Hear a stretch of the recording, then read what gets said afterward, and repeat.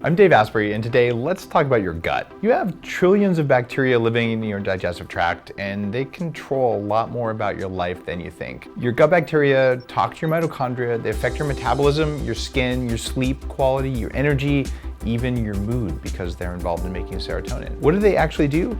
They make those neurotransmitters that change your brain for the better or for the worse. They mess with your body's hormones, they control your appetite, they make you crave foods that leave you feeling weak, like sugar. And studies have found that obese and lean people have different types of bacteria in their gut. If you're lean, you probably have more of a bacteria from the Bacteroidetes phylum and more bacterial diversity. Everyone's gut microbiome is unique, and keeping your gut in balance is a constant balancing act. There's a lot that can tilt it in the wrong direction, like processed foods, antibiotics, and a bad night's sleep. If you were to achieve that goal of living perfectly in a Zen life filled with an all-organic diet and zero stress, you'd probably have a rockstar gut. Unfortunately, that's probably not how you live, and it's certainly not how I live. So how do you support those good gut bacteria and stop feeding the bad ones? First thing you do, cut out sugar and processed junk.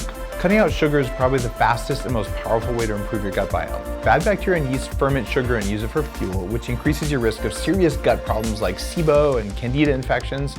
Those conditions also trigger brain-damaging inflammation. You basically get muffin top in the brain, not good. Secondly, you want to eat more fiber-rich vegetables like leafy greens, celery, broccoli, some starches like sweet potatoes. One study in 2018 found that gut bacteria use natural dietary fiber to produce a fatty acid called propionate, which helps to defend against the effects of high blood pressure even. And third, if you're taking probiotic supplements, take a closer look at the label. Probiotics are gut-boosting microorganisms, and taking them could be a good thing for your gut, but some strains can increase your levels of histamine, the same chemical your body produces during an allergic reaction. Too much histamine can cause inflammation. That's why you might want to dial back on probiotic supplements that contain Lactobacillus casei, Lactobacillus reuteri, and Lactobacillus bulgaricus. Those histamine-forming bacteria are present in a lot of health foods like conventional yogurt and aged or fermented foods, and they may work for you, but they may not. Plus, your gut needs more than just probiotics. Not a lot of people know that you need to feed probiotics in order for them to actually work.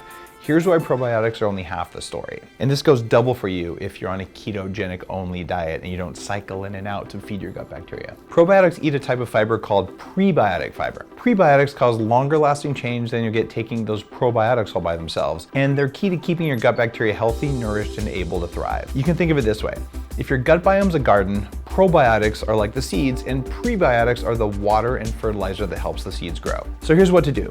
Fill your diet with a variety of fiber sources. The more diversity you have in the prebiotic you're feeding your gut, the more likely it is that you're gonna get the good gut bacteria. You can get your prebiotic fiber from, yeah, you guessed it, vegetables. Raw jicama, asparagus, underripe bananas all have lots of prebiotic fiber, as well as resistant starches like green banana flour, cooked and cooled white rice, hello sushi, and even raw potato starch. You can also experiment with taking a prebiotic supplement to achieve the digestive benefits of eating a lot of veggies without having to eat 10 servings of broccoli in your meal. When I started adding Bulletproof InnerFuel, our new prebiotic, to my morning Bulletproof coffee, I ended up reaching my lowest ever body fat percentage because I was feeding the good bacteria in my gut. I also felt fuller, longer, which is impressive because Bulletproof coffee already curbs my hunger. The problem that I had is that when I travel, I simply can't get enough vegetables at restaurants. So I came up with that solution, which is Bulletproof InnerFuel. Now I get enough fiber no matter what I'm doing during my day. And plus, because we put InnerFuel together with lots of prebiotic diversity, I get the added benefit of strengthening my immune system from an ingredient called larch arabinogalactan, a natural immune booster that comes from the bark and heartwood of the larch tree. It's a kind of plant you probably don't have in your diet today. So what can you do to support a healthy gut?